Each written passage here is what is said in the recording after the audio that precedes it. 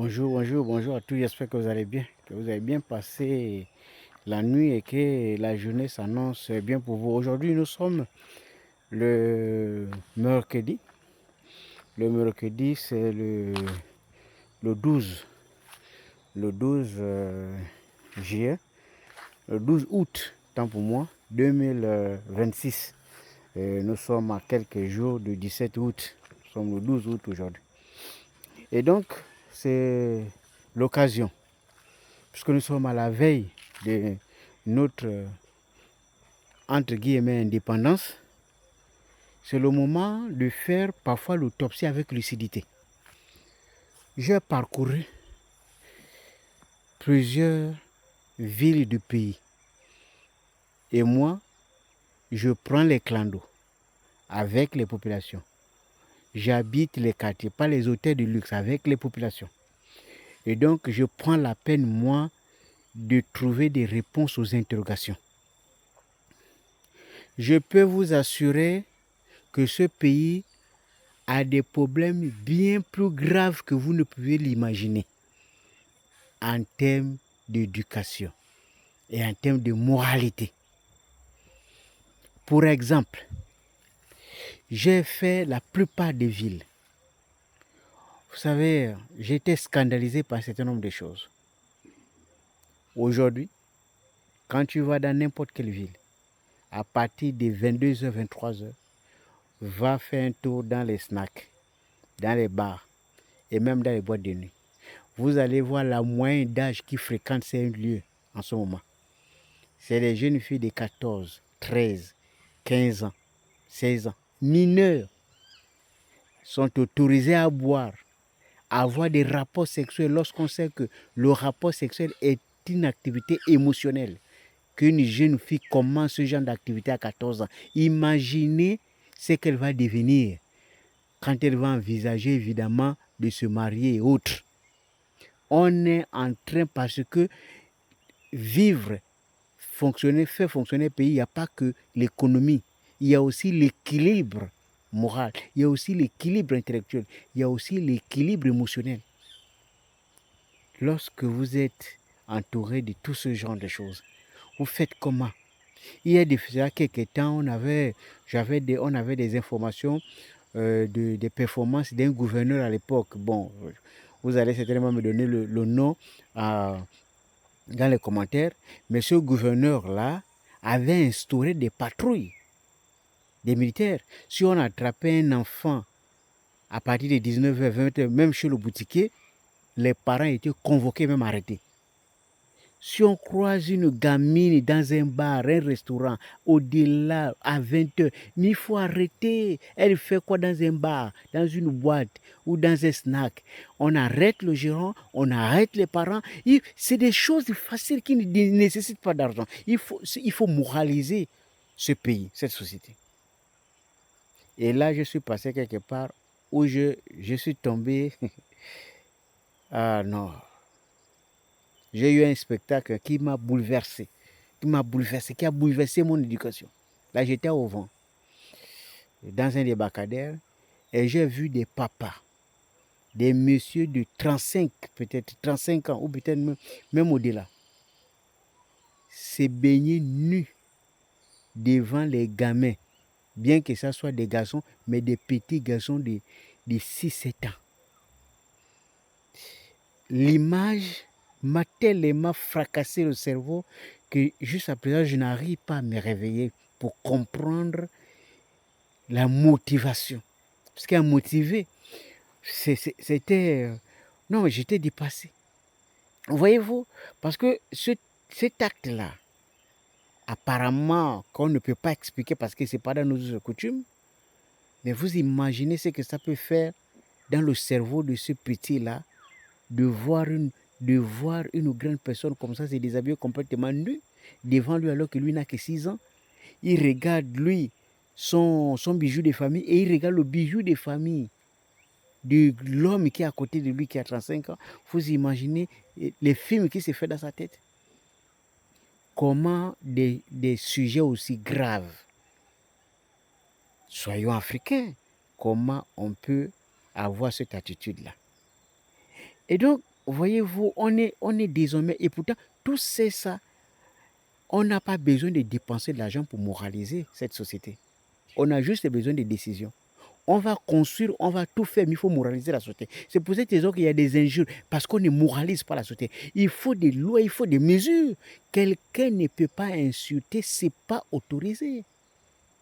Si vous laissez une fois, 2 fois, 3 fois, ça va devenir un phénomène que personne ne pourra maîtriser plus tard. Les forces de l'ordre des dépenses, lorsqu'on recrute, c'est pour la protection des personnes et des biens. On ne fait que recruter chaque année, on recrute, dans le but de les faire payer. Ils sont salariés par le contribuable gabonais pour protéger les personnes et les biens. On se fait braquer tous les jours, on se fait voler tous les jours. On est arrivé à un niveau où même dans le quartier, c'est vous qui avez même peur des braqueurs. Parce que la vente de la drogue est quasiment autorisée. Et parce que on sait, c'est connu.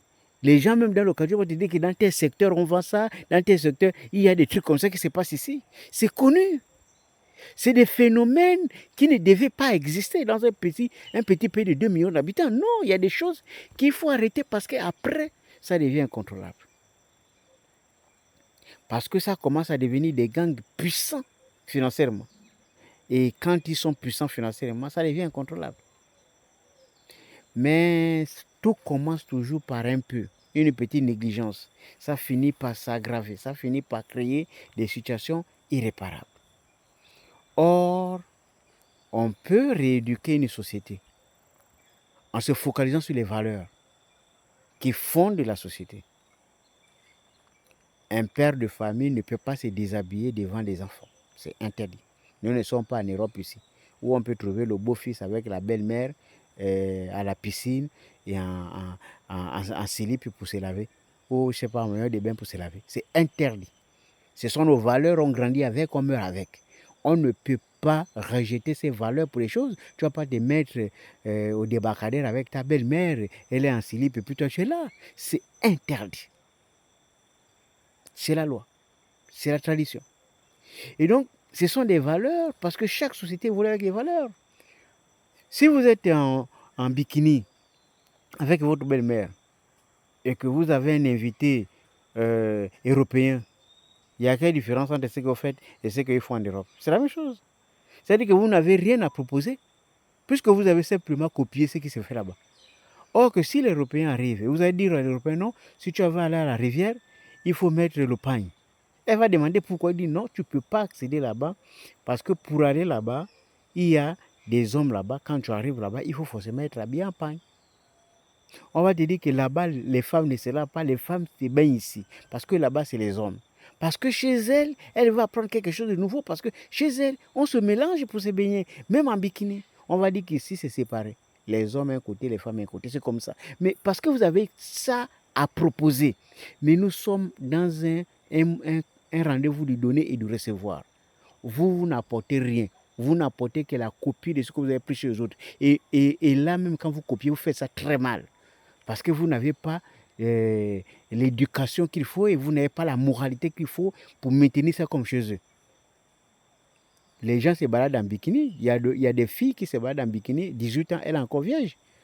Vous allez vous balader en bikini en Afrique ici. Tu as des formes, tu te balades en bikini et puis tu arrives à 18 ans, tu n'es pas violé. Donc il y a des choses qu'il ne faut pas faire parce que ça ne correspond pas à notre ADN. Vous voyez ça? Et donc je pense qu'il y a des sujets qui nécessitent la dépense. Il y a d'autres qui nécessitent simplement de la volonté. On peut réorganiser cette société, on peut l'éduquer. Le président a fustigé la dernière fois, moi j'ai appris par voie des réseaux, que désormais il est interdit aux militaires de récupérer 1000 francs dans les contrôles et tout le reste. Mais c'est des choses qu'on peut éliminer. Si on trouve qu'un phénomène devient grave et ça peut constituer un problème, on élimine.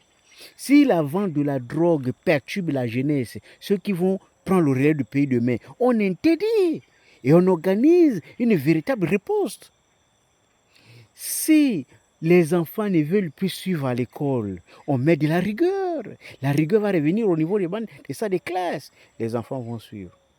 Si la boisson cause un problème, parce qu'aujourd'hui, on est en train de perdre, la jeunesse est en train de se perdre dans l'alcool. 14 ans, on est déjà bourré au bar, on a déjà des relations avec les hommes, c'est pas normal.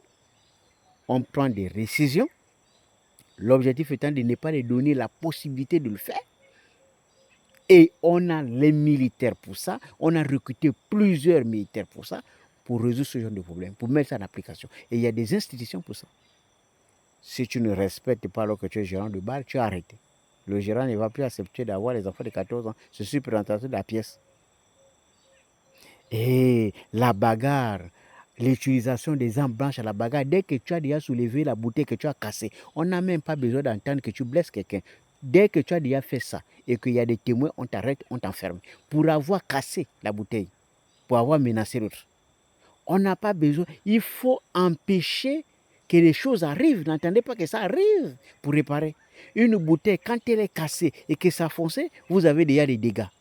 C'est comme les chauffeurs de conducteurs.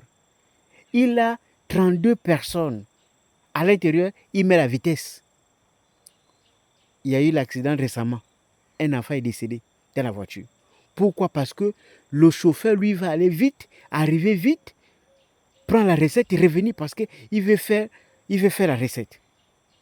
Il ne tient pas, il ne prend pas en compte le nombre de personnes qui transportent et surtout l'impact que cela peut avoir sur le plan social. Bon, bref, c'est juste pour partager avec vous ces quelques moments en disant, c'est notre pays. Lorsque quelqu'un n'a pas un pays d'échange, forcément il est préoccupé. Mais lorsque vous avez double nationalité, vous pouvez faire ce que vous voulez. Et c'est pour cette raison que je reviens sur ce que j'ai toujours dit. La présidence de la République et les autres, ce sont des institutions réservées normalement aux natifs du pays. Quand j'ai des natifs, j'ai des vrais, hein, ceux qui ont de l'amour, ceux qui n'ont pas la possibilité d'avoir une autre nationalité. C'est à eux qu'on amène là-bas. Parce qu'eux, ils ne peuvent pas faire autrement. Vous pouvez m'amener les débats en disant, ouais, on a déjà vu les gens faire ça. Moi, je vous dis, je m'inscris en faux. Quelqu'un qui aime son pays, il y a des choses qu'il peut faire. Parce qu'aujourd'hui, au moment où nous sommes, vous avez des Mexans en Kobesi, vous avez dit Lee Souman, vous avez dit les Lee White, un député de Logo et Vindo qui a fui, on ne sait plus là où il était. On arrive à un niveau où on accepte même l'impensable dans ce pays. C'est pas possible. Aujourd'hui, où sont-ils? Ils sont tous partis. Et vous pensez qu'au niveau d'information que Mexa Kobesi avait, au niveau d'information que Lee Suleiman, au niveau d'information que Lee White avait, c'est le pays qu'on a vendu comme ça. Pourquoi? Parce que quelques individus avaient leur intérêt là-dedans. Comment on peut faire ça? C'est de la haute trahison. Comment on peut faire ça un pays? Pourquoi vous pouvez prendre quelqu'un qui n'est pas gabonais pour nommer dans un poste où vous savez très bien, vous avez des informations qui n'est pas gabonais? C'est quel type de compétence ça qui nous amène à faire ça? C'est la preuve qu'on n'aime pas ce pays. Moi, je vous dis, la main au cœur. Quand on aime son pays, il y a des choses qu'on n'accepte pas. Que les ancêtres nous pardonnent. Ibouti.